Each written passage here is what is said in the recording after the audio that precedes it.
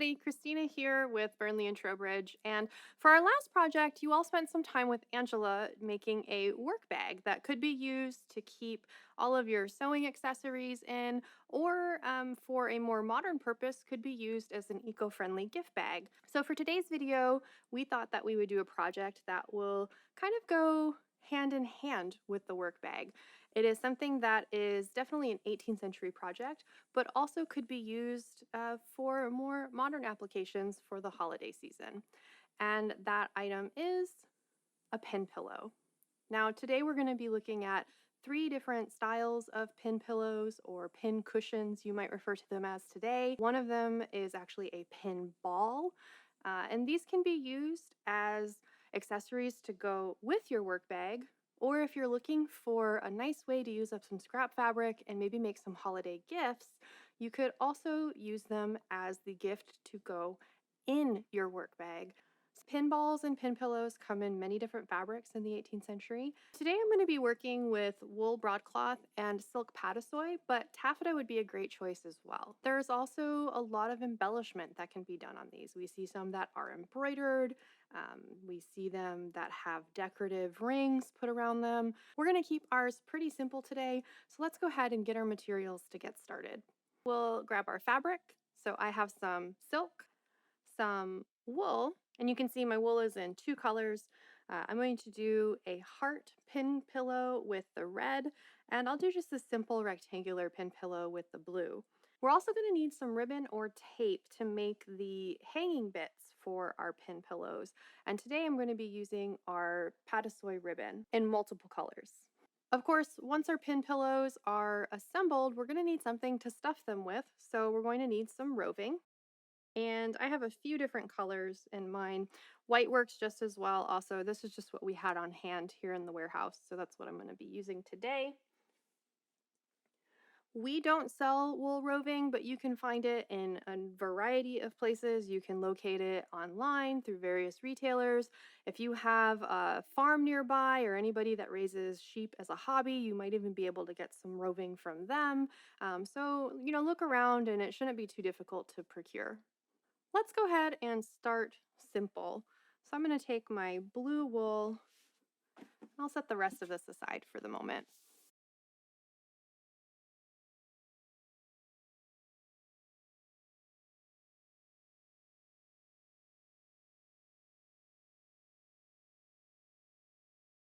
You can see I don't have a very large piece of this.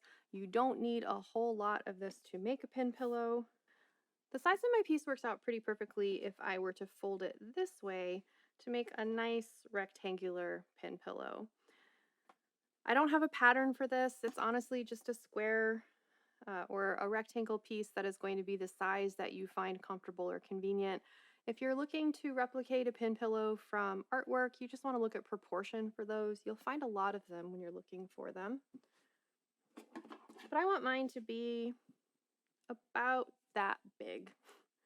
So I'm going to go ahead and make a cut. And because this is broadcloth, I can just tear it.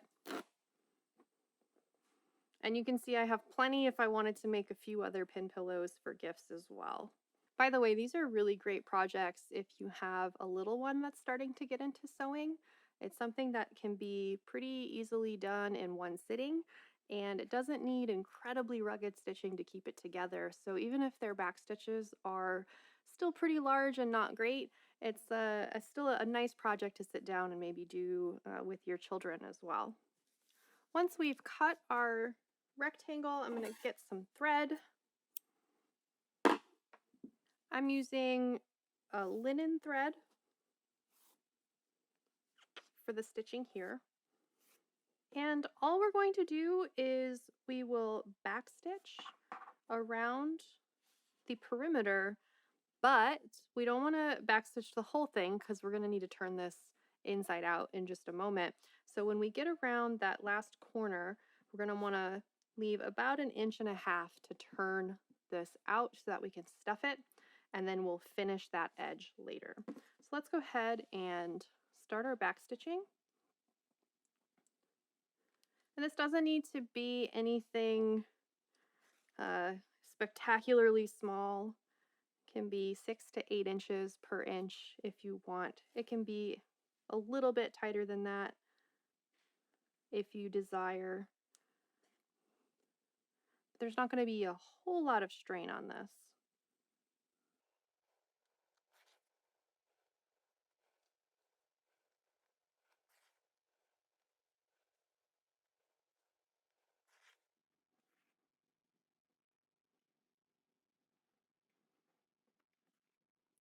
Now, as you get to turning that first corner, we want to go ahead and pause momentarily because if you are going to hang your pin pillow, like you see my pin pillow here, it actually has some patassoy ribbon that I have given a little loop at the top so that I can run it through my apron strings when I'm wearing it with my aprons. This is one way that you can configure this if you're going to wear it with your 18th century clothing. But if you're going to make it as something like an ornament, we'll do that loop a little bit differently. So we'll take some of our ribbon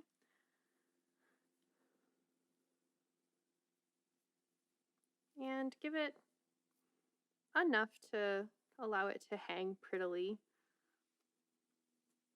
So maybe 8 inches or so. Go ahead and cut off the extra.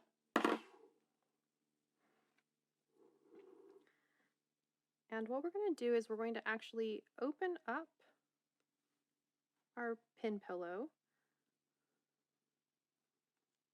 slide that inside, because remember we're stitching this inside out. Leave a little bit of it hanging up because we're going to want to stitch through that and reinforce that area. And then when we flip it right side out to stuff it, this loop will end up on the outside for us to hang this. I'm going to go ahead and put a pin just to hold those in place while I continue my back stitching across the top.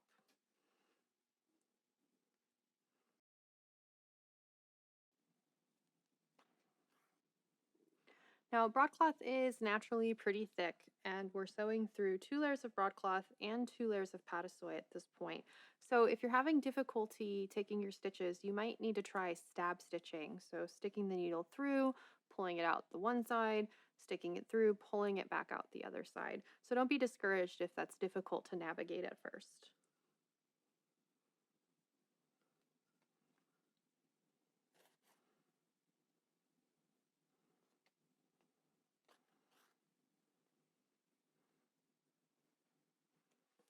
So you can see I've stopped about a little over 1.25 inches away from the kind of final corner of my project, because now I'm going to gently work this inside out. And because the broadcloth can be a little unwieldy sometimes because of its thickness, we want to give ourselves enough of an opening that we can get this flipped without too much trouble.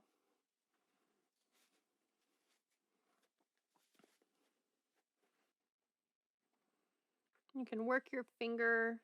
Sometimes the chopstick works pretty well here too, or maybe the end, the blunt end of the awl into those corners to pull your corners out. And you can see we're almost there. We're going to take some roving. If you're using this as a pin pillow, as a sewing accessory, I would recommend that you pack it pretty tightly because you don't want those pins to kind of come out the other side. So you want to have it kind of nice and full. You don't want it to be really, really squishy.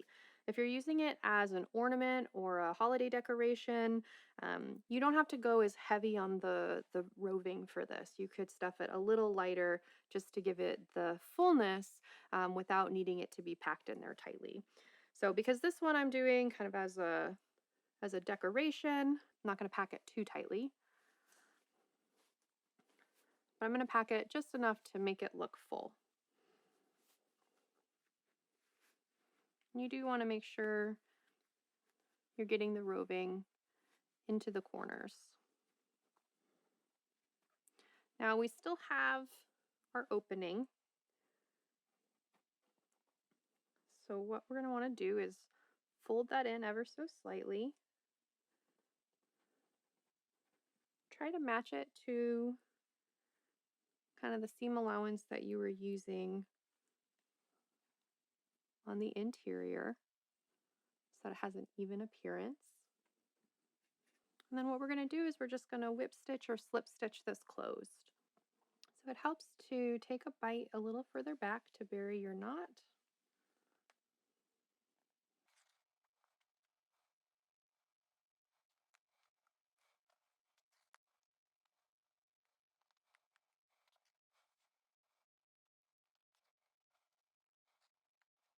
And you can see with the wool, as I pull my stitches together, they kind of just disappear. When you get to the end, you can make a knot in your stitch. And then I like to actually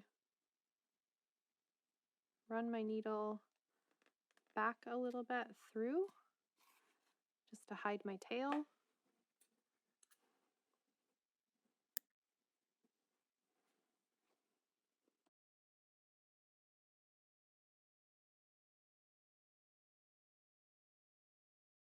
The heart is essentially exactly the same process. We're just going to be cutting a little bit of a different shape. You could find a heart shape template online. I'm just going to cut this out by eye. We'll see how good my heart looks. To make sure that I'm even on both sides, I'm going to cut the front first. So I'm going to cut one layer of my heart first using the fold so that I don't get too wonky cutting it by eye. And then I'll cut my second layer from my first layer.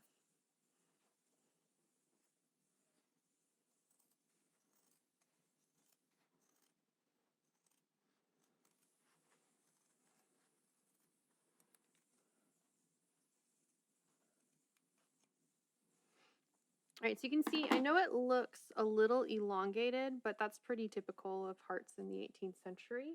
So there's my heart. It's not bad. Now I just need to cut one more.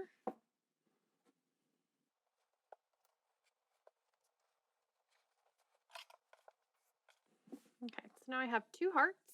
And for this one, I'm going to go ahead and use a black ribbon because I like the contrast of the red and the black. So again, this is going to be the same process that we went through for our blue pin pillow. I didn't pin the blue pin pillow. You certainly could, but the wool broadcloth tends to stay together pretty well. I am going to pin the perimeter of the heart just because when you're working with more complex shapes, things can get a little wonkier a little faster. But just like we did with our rectangular pin pillow, I'm going to take a little bit of that ribbon to make my hanger. If I were making this to go on an apron, I would make a loop, secure that loop by stitching it down, and then tuck that into the inside of my heart so that when I flip it out, this would be hanging just like I showed you on my pin pillow earlier. But since I'm making this one, again, as a decoration, I don't need a very large loop for that. So again, take my loop, tuck it inside. Now with the rectangle, this wasn't as much of an issue because we had a lot of kind of a wider space for that loop to rest in. With the heart, you do, I find for me anyways, that I want to be a little more careful about feeling where my loop is when I'm stitching the perimeter. It's a little easier on the heart shape to actually catch your loop in your seam. So then when you turn it right side out, you don't have a loop anymore. You have a weird spaghetti noodle on top of your heart. So once it is prepped, we can go ahead and backstitch.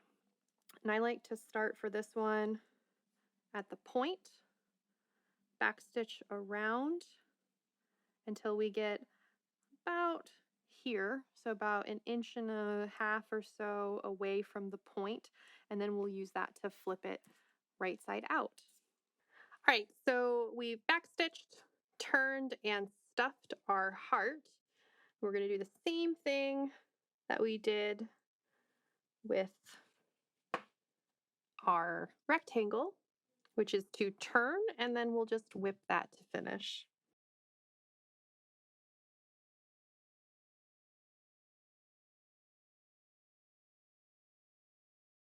Now, when you get to the point, if you started at the point like I did, you could also kind of stitch this around starting slightly above the point. Some people prefer to do it that way. You can just turn that bottom part of the point slightly in, kind of work it around just like that, just to give a nice kind of finish.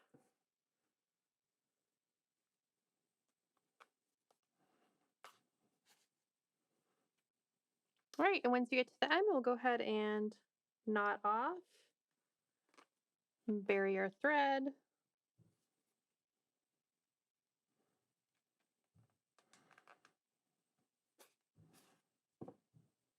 And we have our heart.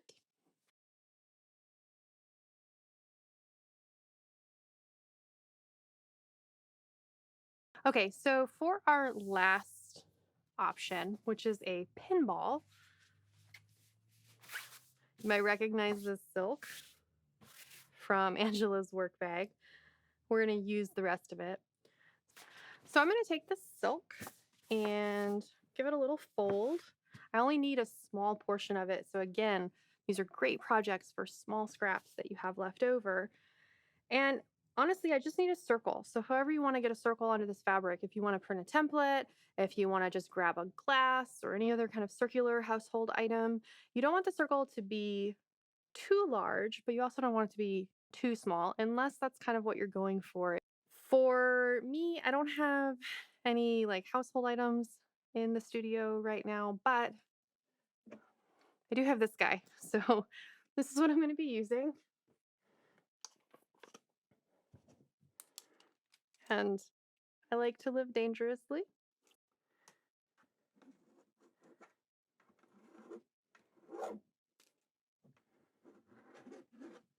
Honestly, nobody's going to see this line, so I'm not super worried about it. All right, so you can see I've got my circle now.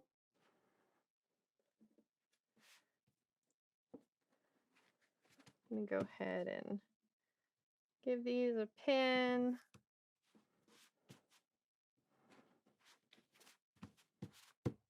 And now I'll just cut them out.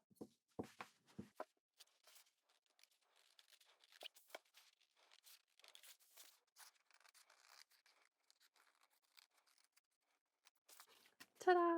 So this is actually going to be a little bit different than how we did our pin pillows with the rectangle and the heart, because with those, we put the right sides together and then backstitched the perimeter and then turned. With this, we're actually going to be assembling right sides out. We are going to run some gathering stitches around the perimeter of our circles. And to do that, we're just going to use running stitches, essentially.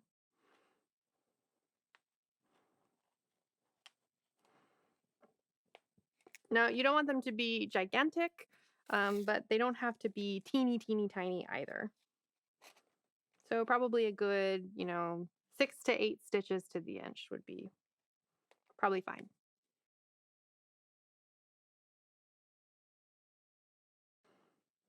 You can see as I'm doing this, it's already starting to take on some of that shape.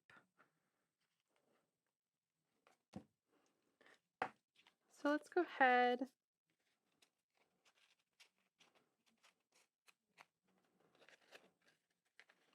and draw that up a little bit.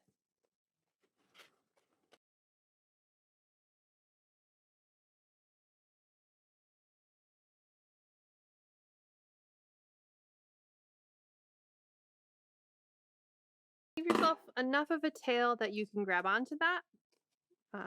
We're gonna set this one aside, do the same thing to this one, and we'll come back to these. So once you have your two halves to the hole, you want to go ahead and kind of adjust the gathers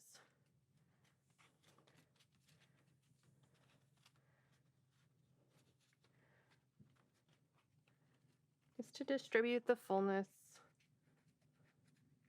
as evenly as you can. It only has to be as perfect as you want it to be. And of course, we want them to be pretty darn close to the same size. So just kind of keep an eye on that. And then let's go ahead and we'll take some more of our roving.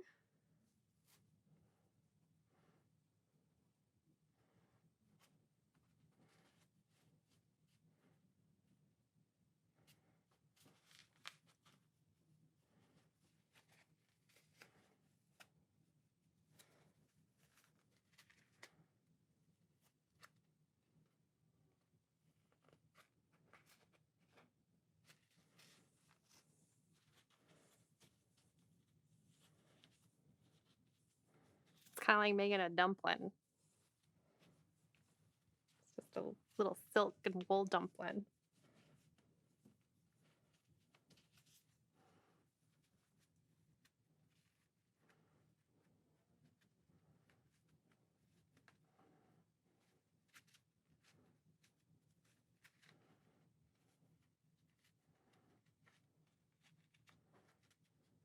And a little more if you find any like hollows where you need more roving.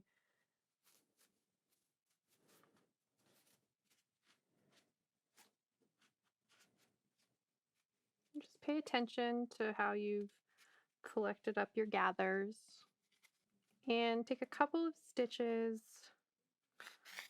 across.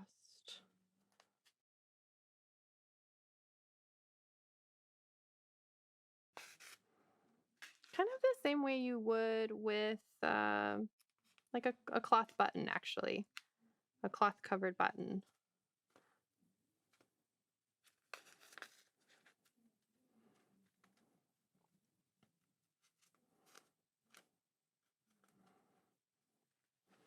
So that gives us kind of one half there. We'll get our roving for our second half. And just draw it up. You can see we've got a nice second one, second half. All right, now for this next part, we're going to take our two halves and we're going to actually just kind of loosely, roughly kind of whip them together.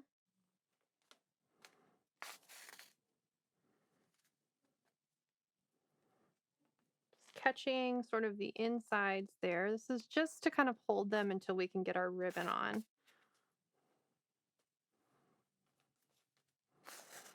It'll end up making a little bit of a zigzag stitch. You can kind of see that there.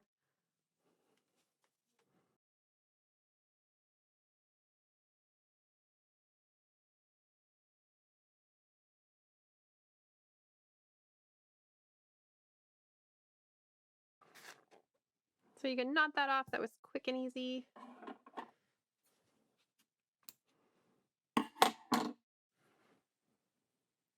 Now we have this kind of like weird cookie looking thing that really isn't super attractive on its own. I will give you that. But we are going to add an element that will take this to the next level. I've got some really pretty pink pat of soy ribbon.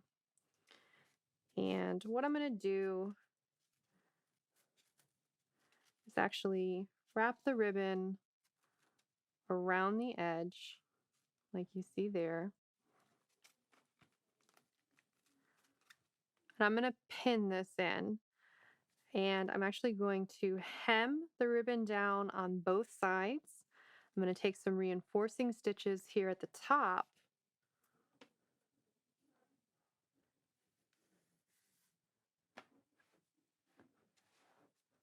So I'm going to take this ribbon and we're going to use it to cover that kind of gross joining edge of our pieces. So to do that, I'm going to go ahead and roughly pin this through the center.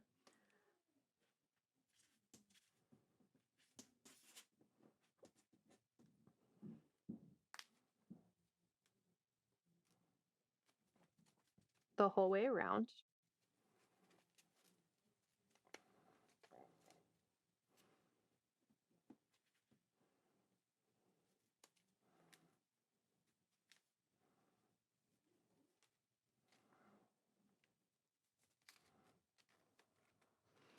And now when I get to the overlap, depending on what you're going to use this for, will determine how you treat this section. So if you are making this as a pinball to actually kind of carry your pins hanging from a waist tape or in your sewing box, you could cut the extra off, fold it under, and just secure it so that you just have a ball by itself. If you want to hang it off of your apron strings, you could secure it here so that it actually hangs, and you could just make a small loop near the top just by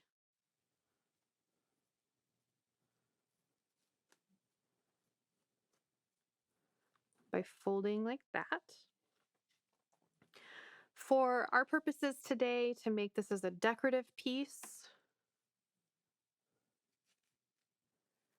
I'm going to again kind of measure the amount of the loop that I want, cut off the extra. I'm just going to tuck it underneath when I get to the overlap and then pin it down to secure it while I stitch.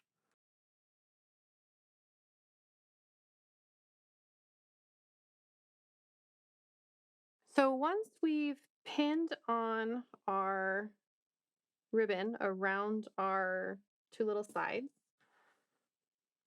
we're going to go ahead and kind of hem or fell down the ribbon to the ball. And I like to start kind of where all of the pieces intersect. And I just bury my knot like so. And then I try to catch all of those layers of ribbon that are there.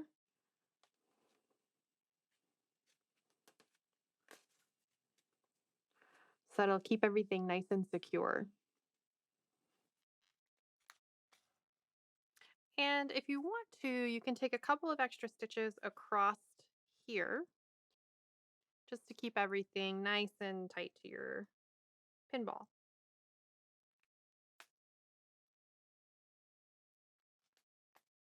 And then, just like normal, bury your thread or knot off. All right, and there you have it.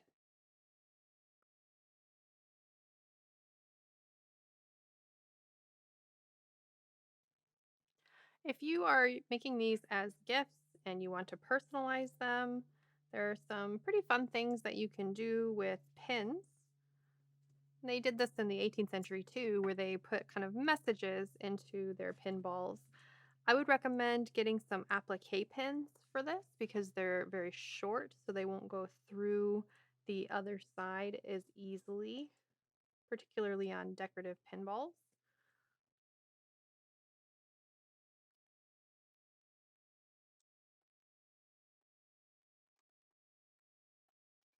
but you can use your pins to write a little message. Could be a name, could be the date. We see pin pillows in the 18th century oftentimes being given as gifts. So use your creativity and have fun with it. And on that note, we are done with this video and we are going to be taking a short break from videos over the next couple of weeks. So we might have a few short surprises for you in store, but we're really going to be spending the next month or so building up some really great content for you all for the coming year. So while you might not see us on our regular schedule here in our YouTube channel over the next few weeks, do expect some really great things coming in the new year. So with that in mind, make sure you hit the subscribe button below so that you're notified when our new content goes up. And until then, we hope you winter well, and we'll see all of your beautiful faces in the new year.